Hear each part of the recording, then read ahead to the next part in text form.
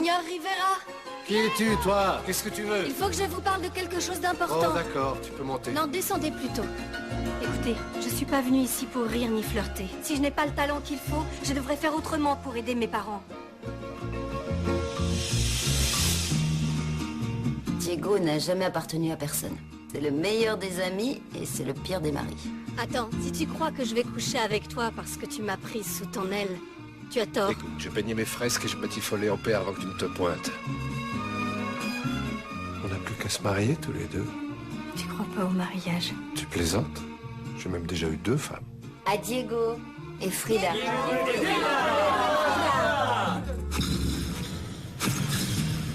Vous êtes peintre aussi, Madame Rivera? J'ai-tu le temps? Elle est bien meilleure que moi. Vous verrez. Tu m'as promis d'être loyal. J'aime vos peintures. Frida, mais pourquoi lui? Parce qu'on le voulait tous les deux. Tu me brises le cœur, Frida. Ça fait mal, hein? Salma Hayek, Alfred Molina, Antonio Banderas, Valeria Golino, Ashley Judd, Maya Maestro, Edward Norton et Geoffrey Rush.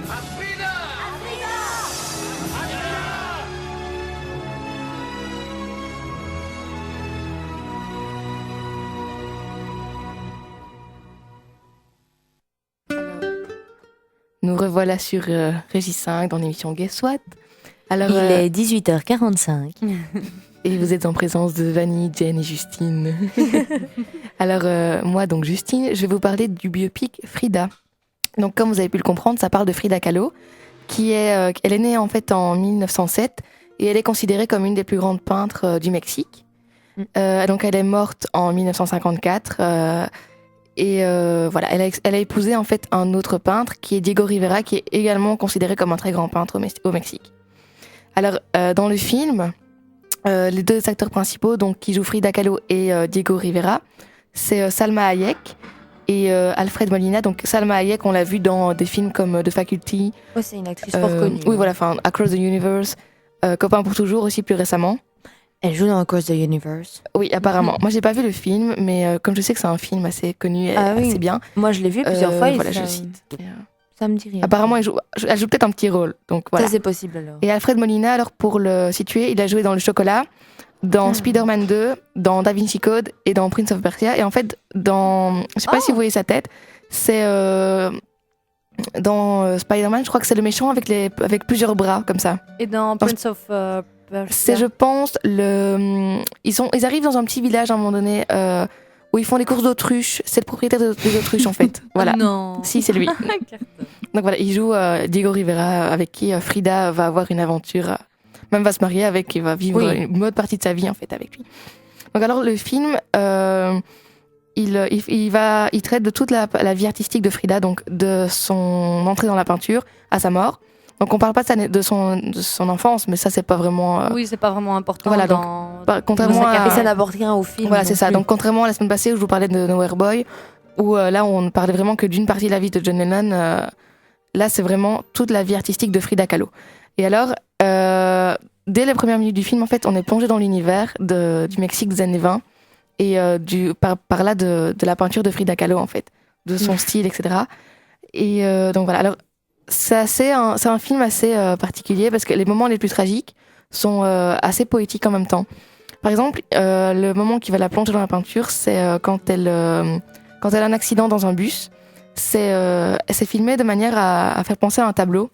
Et c'est beau, en fait. Ah ouais. Donc, elle a un accident quand même assez grave, où il y a une barre qui la transperce, en fait, de part en part. Bon, heureusement, elle s'en sort.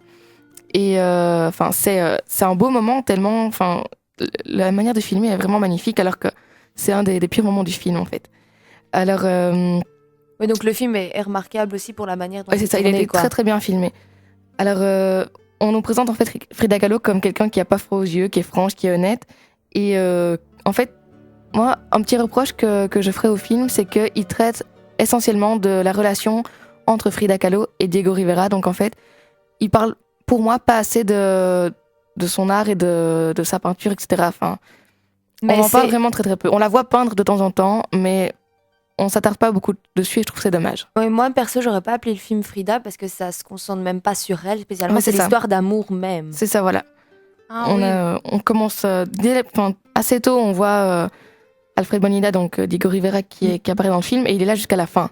Ouais, c'est vrai que pour donner le film un peu plus intéressant et une dynamique, ils ont sûrement dû jouer sur le côté amoureux entre les deux. Le truc, c'est que le film est présenté comme la vie de Frida Kahlo. Alors que non. Si, mais c'est Ça sa l'est, vie mais- personnelle, mais dans le mariage, quoi. C'est ça, on voit pas du tout sa d'accord. vie artistique. Enfin si, on la voit peindre, mais on n'a pas par exemple le nom de ses plus grandes œuvres, etc. Enfin voilà. Mais bon, à côté de ça, c'est un film qui reste magnifique à voir et on apprend plein de choses sur Frida Kahlo. Voilà.